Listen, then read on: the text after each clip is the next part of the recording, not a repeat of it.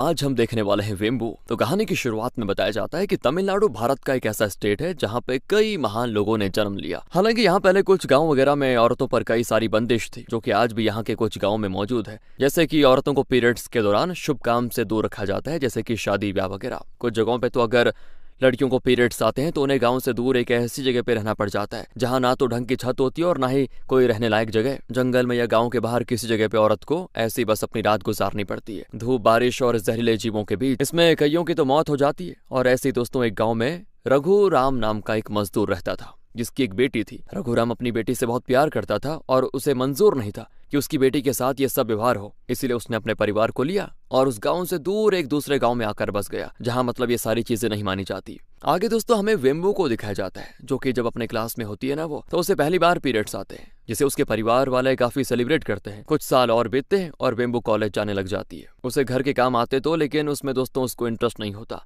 वेम्बू का पूरा ध्यान बस अपनी पढ़ाई और एक तरह के मार्शल आर्ट्स खेल पर होता है। इस मार्शल आर्ट्स में हथियार के तौर पर एक डंडे या लकड़ी का उपयोग किया जाता है। दोस्तों वेम्बू की दादी अक्सर उसको भला बुरा बोलती रहती है, क्योंकि उन्हें वेम्बू का पढ़ना लिखना ज्यादा पसंद नहीं है। लेकिन वेम्बू के पिता रघुराम अपनी बेटी से बड़े खुश होते हैं कि चलो कुछ तो कर रही है अपनी लाइफ में, और वो अपनी बेटी का जो भी उसका सपना है उसे पूरा करने की पूरी कोशिश करते हैं। वो चाहते हैं कि उनकी बेटी जैसी चाहे वैसी बने। इसके बाद दोस्तों हमें वेम्बू की बुआ के लड़के विशाल को दिखाया जाता है, जो कि एक छोटा सा फोटोग्राफी स्टूडियो चलाता है। विशाल के साथ टाइगर नाम का एक टीनेजर लड़का भी काम करता है। हाँ, विशाल का स्टूडियो था, लेकिन उसे कुछ खास काम नहीं मिलता था, जिस वजह से उसकी जो कमाई थी बहुत ही लिमिटेड थी। हाँ, पर वो अपनी जिंदगी में खुश था यार, मतलब किसी ना किसी तरह से उसका काम चल ही जाता था। इसी बीच विशाल को एक ऑर्डर आता है कि एक आदमी की मौत हो गई है, तो वहाँ पे विशाल को फोटो लेने के लिए जाना था। इधर वेम्बू को दिखाते हैं, जो कि अपनी कॉलेज की सहेलियों के साथ एक दुकान से चाय नाश्ता वगैरह करती है, और पैसे देने के बजाय दुकान वाले से बोल देती है कि इसे विशाल के अकाउंट में लिख देना। इधर विशाल कई सारी फोटोज खींचता है, लेकिन जब पैसे लेने की बारी आती है तो जो आदमी विशाल को पैसे देने वाला था ना, वो पीकर बेहोश पड़ा हुआ था। तो विशाल को टाइगर के साथ वहां से बिना पैसे के ही आना पड़ जाता है। दोस्तों विशाल जैसे चाय वाले की दुकान पर जाता है तो पता चलता है कि वेम्बू ने उसके नाम से उधार कर लिया। तो गुस्सा करने के बजाय वो खुश होता है, कोई बात नहीं, और वो उस दुकानदार से कहता है कि भाई तुम्हारे यहाँ कोई फंक्शन होगा ना, तो मैं उसमें तुम्हारे यहाँ पे आके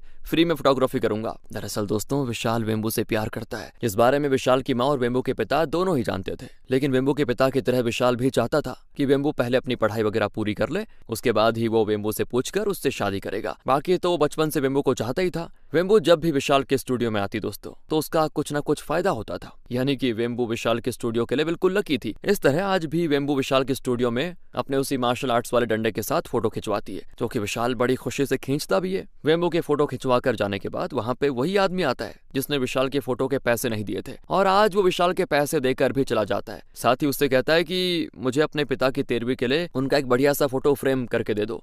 उसका भी एडवांस वो दे देता है दोस्तों विशाल को। आगे हमें वेम्बू को दिखाया जाता है, जो कि अपने मार्शल आर्ट्स की प्रैक्टिस करती है, और तभी उसको अभ्यास करते हुए गांव के कुछ आवारा लोग देख रहे होते हैं। उनकी बुरी नजर वेम्बू पर होती है। घर लौटते समय वेम्बू को वो लोग चिढ़ाते भी हैं, छेड़ने लग जाते हैं, जिस दौरान पहले वेम्बू तो उनको इग्नोर करती है, पर जब बात हद से ज्यादा बढ़ जाती है ना, तो वेम्बू उन लोगों को डंडा दिखाते हुए चेतावनी देती है कि अगर आगे आने की कोशिश की ना, फिर तुम्हारी खैर नहीं। अगले दिन दोस्तों जब रघुराम अपने रोज के काम पे होता है, तब उसे उसका बॉस बुलाकर पूछता है कि वो तुम्हारी बेटी है ना, जो पूरे गांव में वो मार्शल आर्ट्स की प्रैक्टिस करते हुए फिरती है। रघुराम हाँ में जवाब देता है। तो रघुराम का बॉस कहता है कि वो दिन भर ऐसे घूमती रहती है, तुम्हें उसकी शादी करा देनी चाहिए, क्योंकि कल जब मैं कहीं जा रहा था तो मैंने देखा कि उसे 4 गुंडे छेड़ रहे हैं। उस दौरान तो मैंने वहां पहुंचकर बात संभाल ली, मगर मैं ऐसे हर जगह नहीं होता ना, तो कुछ भी हो सकता है। साथ ही तुम्हारी बेटी एक लड़के के साथ भी घूमती फिरती है। रघुराम कहता है हाँ, वो विशाल मेरी बहन का बेटा है। बॉस कहता है तुम्हें जब सब पता है तो दोनों की शादी करा दो ना। एक औरत का काम होता है घर में रहना और उसको संभालना। मैं भी अपनी बीवी और बेटी को सेम इसी तरह रखता हूँ। वो भी बहुत कुछ करना चाहती थी, लेकिन मैंने उसको इजाजत नहीं दी। बाकी तुम्हारी मर्जी, चाहो तो करो, मगर सही समय पे सही फैसला लिया तो तुम्हें दिक्कत नहीं होगी आगे। अब रघुराम सोच में पड़ जाता है कि जिस वजह से मैं अपने गांव छोड़कर इस गांव में आया, यहाँ भी वैसी बंदिशें मेरी बेटी को पीछा नहीं छोड़ रही। मेरी बेटी बचपन से ही अपनी मार्शल आर्ट सीख रही है, और मैं उसको रोकूंगा नहीं, उसकी शादी भी अभी नहीं कराऊंगा। इसके बाद जब वो अपने साइकिल से घर जा रहा होता है, तभी वो देखता है कि एक चोर किसी बुजुर्ग महिला के पैसे छीनकर भाग रहा है। ये देखकर वो उस चोर का पीछा करता है, लेकिन उसे पकड़ नहीं पाता। इसके बाद वो उस महिला के पास आकर कहता है कि इस उम्र में आपको ये बाहर के काम नहीं करने चाहिए। वो महिला कहती है कि मेरा अपना कोई नहीं है ना बेटा, अगर मैं काम नहीं करूंगी तो भूखी मर जाऊंगी। बाकी जब मैं जवान थी तो इस गांव में अकेली आ जाती थी, किसी ने कभी कुछ किया नहीं, पर अब यहाँ ये सारी चीजें बढ़ गई हैं। अगर मेरी जैसी बुढ़ियों के साथ ऐसा हुआ तो पता नहीं जवान लड़कियों का क्या ही होगा। उस महिला की बात सुनकर रघुराम सोचने लग जाता है और अपनी बेटी को लेने के लिए चला जाता है दोस्तों, जो कि प्रैक्टिस कर रही है अपनी। मगर प्रैक्टिस के दौरान उसे लग जाती है चोट और ये देखकर रघुराम तुरंत उसके पास जाता है और उसे लेकर तुरंत घर की ओर। तो जहाँ पहुंचकर पहले तो वो अपनी बेटी को चोट पे दवाई लगाता है, फिर वो उससे कहता है कि बेटा मैं बूढ़ा हो चुका हूँ, अब सोच रहा हूँ तुम्हारी शादी करा दूं। तुम्हें घर के काम तो आते ही हैं, बस तुम अपनी पढ़ाई और ये प्रैक्टिस दोनों छोड़ दो। तुम्हें अगर कुछ हो गया तो मैं जी नहीं पाऊंगा। इससे पहले मेरा ऊपर जाने का समय आ जाए, तुम्हारी शादी कराकर मैं अपनी जिम्मेदारी से मुक्त होना चाहता हूँ। तो वेम्बू कहती है मैं मार्शल आर्ट डिस्ट्रिक्ट लेवल तक पहुंच चुकी हूँ और अब स्टेट लेवल के लिए ट्राई कर रही हूँ, ऐसे कैसे छोड़ दूं। तो रघुराम कहता है कि मैंने तुम्हें एकदम से सोचने के लिए नहीं, बस कुछ दिनों के लिए मना किया है, फिर शादी के बाद ये सब जारी कर लेना, कोई दिक्कत नहीं। वैसे भी तुम्हारी शादी मैं विशाल से करवाऊंगा, वो तुम्हें समझ लेगा, बस इस बारे में सोचो जो मैंने कहा तुम्हें। अब दोस्तों वेम्बू अपने पिता का दिल नहीं दुखाना चाहती थी, इसलिए वो शादी के लिए मान जाती है। और इस शादी के बारे में जब विशाल को पता चलता है तो वो तो बड़ा खुश होता है, मगर उससे भी आश्चर्य होता है कि भला वेम्बू ने अपने पिता की ये शादी वाली बात को एक्सेप्ट कैसे कर लिया, क्योंकि वो तो पढ़ना चाहती थी। बीच में दोस्तों वेम्बू घर से भागने का भी ट्राई करती है, लेकिन उसे कदम उठाना सही नहीं लग रहा था, इसलिए वो आधे रास्ते से वापस अपने घर लौट आती है। अब क्या है कि जब इन दोनों की शादी होती है ना, तो एक रिचुअल के तहत दोनों पति पत्नी को किसी मंदिर में पूजा करनी होती है, लेकिन विशाल वेम्बू को मंदिर ले जाने की बजाय दूसरी जगह लेके जाता है ताकि वो उससे अच्छे से बात कर पाए। विशाल कहता है तुम इस शादी से खुश तो हो ना, नहीं हो तो फिर तुमने शादी के लिए हाँ क्यों की। और ये सब सुनते ही वेम्बू उससे कहती है कि मैंने इसलिए नहीं बताया क्योंकि मुझे लगा तुम इस बात को दूसरी तरह से लोगे और सोचोगे कि मैं तुम्हें नहीं चाहती। दरअसल मैं तुमसे प्यार तो करती हूँ, लेकिन मुझे अपना ये मार्शल आर्ट्स नहीं छोड़ना। मेरे स्टेट लेवल का कंपटीशन अगले ही महीने होने वाला है, उसे बस मैं एक बार जीत लूं फिर सब ठीक हो जाएगा। विशाल कहता है बस इतनी सी बात, तुम कोई काम धाम मत करना, मैं सब कुछ कर दूंगा, बस तुम अपने कंपटीशन पे फोकस रखो। ये बातें करते करते दोनों वहां से जाने लग जाते हैं और तभी अचानक से मौसम खराब हो जाता है, जिसकी वजह से इनकी गाड़ी डिसबैलेंस होती है और वेम्बू के साथ विशाल भी गिर पड़ता है। लेकिन दोस्तों विशाल का सर एक पत्थर पे जा लग जाता है, जिससे वेम्बू खुद को संभालने के बाद उठने की कोशिश करती है, लेकिन जब विशाल अपनी आंखों को खोलता है तो उसको दिखाई देना बंद हो जाता है। हाँ दोस्तों, विशाल की आंखें बंद हो चुकी है, मतलब उसकी नजर चली गई, और जब उसको कुछ दिखाई नहीं देता तो वेम्बू की तो हालत खराब, बेचारी रोने लग जाती है। फिर जब विशाल को डॉक्टर देखते हैं तो वेम्बू से बताते हैं विशाल को जब दिमाग में चोट लगी तो जो नर्व ब्रेन को आंखों से जोड़ती है वो डैमेज हो गई है। नॉर्मली इस जगह पे चोट लगने से या तो लोग मर जाते हैं या फिर बेहोश। बाकी चिंता मत करो, तुम विशाल को एक न्यूरो सर्जन को दिखाओ, वो विशाल की सर्जरी करेंगे तो ठीक हो जाएगा। अब वेम्बू ये सुनकर खुश हो जाती है, लेकिन एक आदमी वेम्बू से बताता है कि विशाल को अगर वो प्राइवेट हॉस्पिटल में लेकर जाती तो लाखों रुपए लग जाएंगे, और अगर वो सरकारी में लेके जाएगी तो कई महीनों में उसका नंबर आएगा। पर हाँ, अगर वेम्बू किसी तरह MLA से लेटर ऑफ रिकमेंडेशन लेकर आ जाए तो विशाल की सर्जरी जल्दी हो सकती है, वो भी गवर्नमेंट अस्पताल में बिना ज्यादा पैसों के। अब बेचारी वेम्बू, जिसके सपने कुछ और ही थे, वो अपने सपनों को भुलाकर अपने पति की सेवा में लग जाती है। वो MLA से भी मिलने का तय करती है, लेकिन वो अभी कहीं बाहर गया होता है। वेम्बू दोस्तों घर का सारा काम करती और अपने पति की देखभाल भी।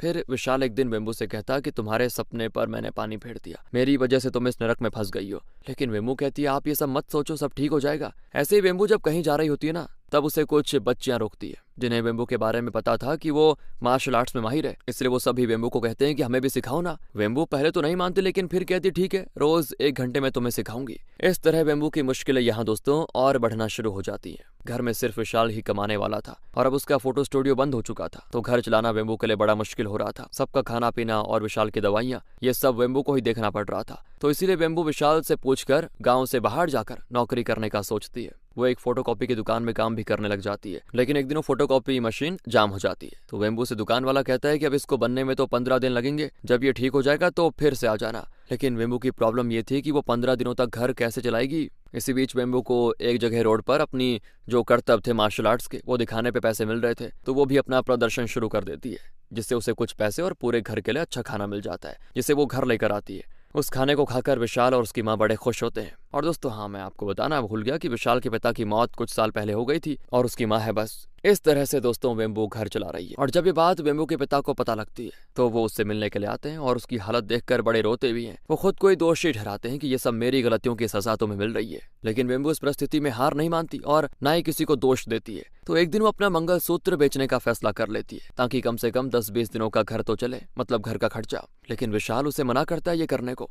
वो कहता है कि मेरा स्टूडियो बेकार ही बंद पड़ा हुआ है, मैं उसे बेच दूंगा। तो अब जब विशाल स्टूडियो को बेचने के लिए कुछ लोगों से बात कर रहा था, तब टाइगर वेम्बू से कहता है कि इस स्टूडियो को विशाल ने बहुत मुश्किल से खरीदा था। फोटोग्राफी और ये स्टूडियो उसका सपना था, जिसे वो दिल पर पत्थर रखकर बेच रहा है शायद। अब ये सुनते ही वेम्बू विशाल को ये स्टूडियो बेचने से मना कर देती है और कहती है ये तुम्हारा सपना था ना, सपने की कीमत मुझसे बेहतर कोई नहीं जानता। आप मुझे टाइगर की मदद से फोटोग्राफी सिखाओ और फिर मैं आपके इस स्टूडियो को चलाऊंगी। ये सुनकर विशाल बड़ा खुश होता है और वो किसी तरह वेम्बू को फोटोग्राफी सिखा देता है। इसके बाद ये लोग स्टूडियो ओपन करते हैं, सभी से बताते भी हैं कि इनका स्टूडियो खुल चुका है। तो 1-2 दिन के बाद इन्हें फोन आता है जो कि एमएलए के पीए का है। वो विशाल से कहता है कि भाई तुम्हारी बीवी आजकल तुम्हारी जगह पे काम कर रही है ना फोटोग्राफी की। विशाल जवाब देता है हाँ। तो पीए विशाल से कहता है कि एमएलए साहब की एक मीटिंग है, उनके पार्टी कार्यकर्ताओं के साथ होने वाली है, तुम्हारी बीवी वहां पे आके फोटो खींच सकती है क्या? अब ये स्टूडियो खुलने के बाद का पहला ऑर्डर था तो वो हाँ कर देता है। और दोस्तों वेम्बू को रिकमेंडेशन लेटर भी तो लेना था विशाल की सर्जरी के लिए एमएलए से, तो वो पीए से बोल देती है आप मुझे एक बार एमएलए से मिला देना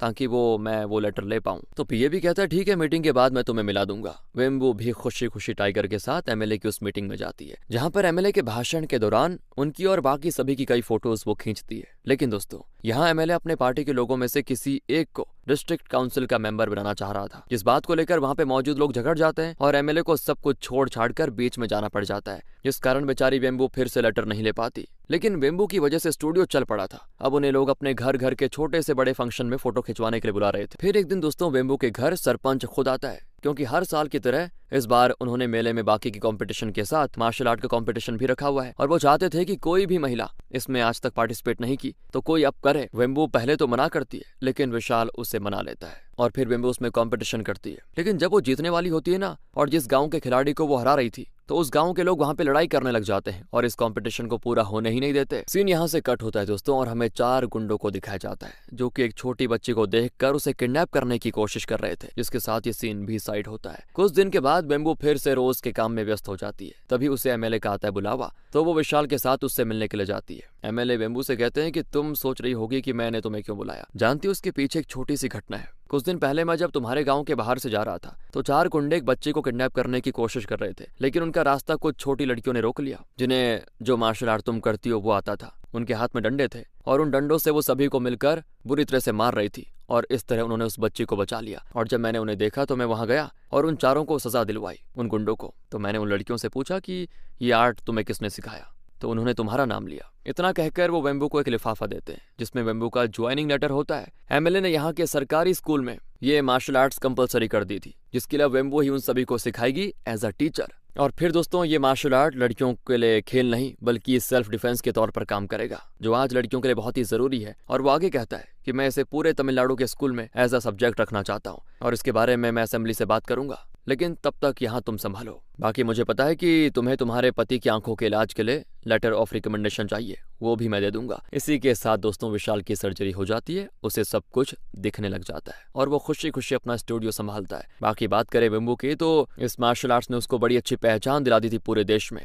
साथ ही उसकी ख्वाहिश थी कि वो इस कला को विदेश में भी सिखाए। वेम्बू को अपने इस काम के लिए दोस्तों सम्मानित भी किया जाता है और इस तरह से वेम्बू ने अपने सपने को पूरा किया। उसने विपरीत परिस्थितियों के बाद भी अपने सपने को मरने नहीं दिया, क्योंकि जहां चाह होती है वहीं पे राह होती है। इसी के साथ होती है बेहतरीन मूवी खत्म। बाकी आप बताइए, थोड़ा सा मोटिवेशन मिला हो तो लाइक करें। मिलते हैं अगली वीडियो में, ध्यान रखें अपना। Thanks for watching.